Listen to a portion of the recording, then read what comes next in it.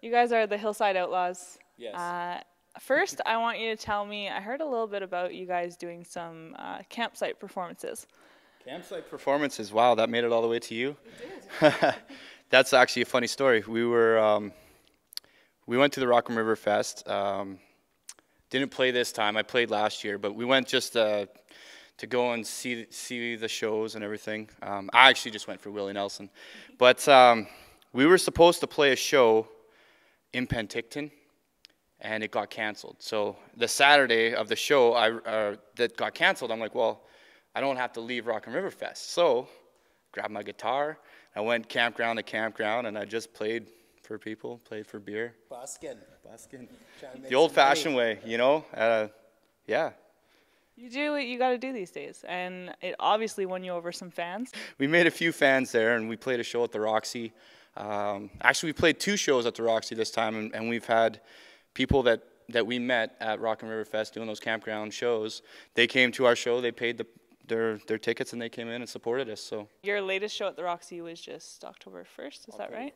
How'd that go? I think what we can take away from that one is that we put in the hours, we put in the time, we really dissected our show, and we changed it so that it's something that's a complete whole, right? Rather than just doing, okay, here's our next song and introducing the song that way. We tried to make it exciting and new and fun, and I think we did that. So it really came through with the audience, and there was only maybe 50 people there, but by the end of the night they were all on the dance floor. They were all dancing. Still counts, yeah. Yeah. So I always say if you make one person happy, it doesn't matter if you're playing to a crowd of 30,000. If you just get one person that comes up and says, "Hey, I had a really good time with your show," mission accomplished.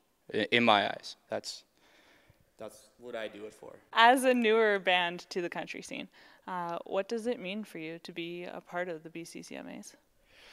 It's huge. There's a big history of music there, for sure. Yeah, like you got guys like JoJo Mason. They're coming up. He's got a hit song on the radio. Dallas Smith, Aaron Pritchett. I've seen Aaron Pritchett play 4 times this summer. Right, huge idol. Yeah, all these artists, and it's a big family, right? Like they take it very seriously. Wealth of knowledge there. Yeah, like the president, Linda Korsgaden, she's. If I have a question, I just send her a message. She answers me right back. You know what I mean? It's very personal. So just being part of that, being a new band, it's so tough out there in this industry, right? Not knowing which way to go, what to do, and the BCCMA Association is kind of that family that's, giving you that advice and pushing you in that direction because they want to see you succeed, right? And everybody helps everybody, and we all build each other up. And you're obviously doing it right because, like you said, you've seen Aaron perform 4 times, and you guys just performed at the Roxy. He's actually back at the Roxy November 19th. Yeah, and it's actually funny. I've been going around saying I opened for him to everybody because we played. We shared the stage this past summer at the Peach Festival in Penticton. So we had the 2 o'clock spot. He was on at 9. I still say we opened for him. It just opened early. All right, guys, you have a new single you're working on in studio. Tell me about that. Well, this is our first collaboration with Langley and me. We wrote a song called City Boy.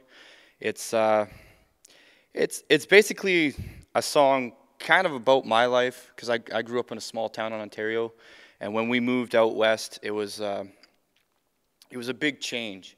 Like trying to find your way in a city, right? It's a different kind of lifestyle. But at the end of the day, you still have that country root in your soul, right? So it's just a song about that. So it's the first song that him and I wrote together, and we've been just perfecting it. It was supposed to be released months ago, but it's just not ready yet, and you can only release it once, right? So we want to make sure it's absolutely perfect. Only you know when it's ready, right? So we'll wait for that to happen. You see us at a show somewhere in the Okanagan real soon. Just keep your eyes open. Follow us on the social media of your choice, and you'll see where we're playing and what's coming up. And join us, be part of our journey. We want to hear your thoughts. If you see us at a show and you want to say it was good or bad, just give us some feedback. That's You it. know? We appreciate each and every one of those likes and the comments and stuff like that. Just help people, you know, get into our world and be part of our journey. And subscribe to that YouTube account. Subscribe, Watch that go subscribe, up. subscribe. I cannot stress this enough, folks. When you see this video, please click the link. It's probably right here or maybe over there. I don't know. I'm not a computer guy. It's in one of those directions. It's around here somewhere. Click, like, click, subscribe, and then go over to the Hillside Outlaws YouTube. Do the same thing over there. We got a lot of videos of a lot of our shows, and you can check us out there. I can't wait. Guys, I have one more question. Yeah. It has to do with your socks. I think socks tell a lot about a person, and I'd like to know what type of socks you wear. I got a real. You're gonna hate me about my story about socks. Probably not. Okay, well, I don't wear my socks more than once. Okay. So I buy my socks at Walmart. You buy 20 socks for $10. You wear them once, and you throw them away. They're always clean. Always clean. There's nothing more satisfying than waking up in the morning and putting on a brand new pair of socks. It's life's little things that I love, and that's. Oh, you can't even see them. They're just plain black, nothing exciting. But they obviously always match as well. Yeah, you know what? They do. I know a girl, she never ever has the same matching socks, ever. And I'm always making fun of her, and she's like, well, you're just so plain. You're always wearing the same colors. I'm like, well. But there's a method to your madness. Twice. Everything.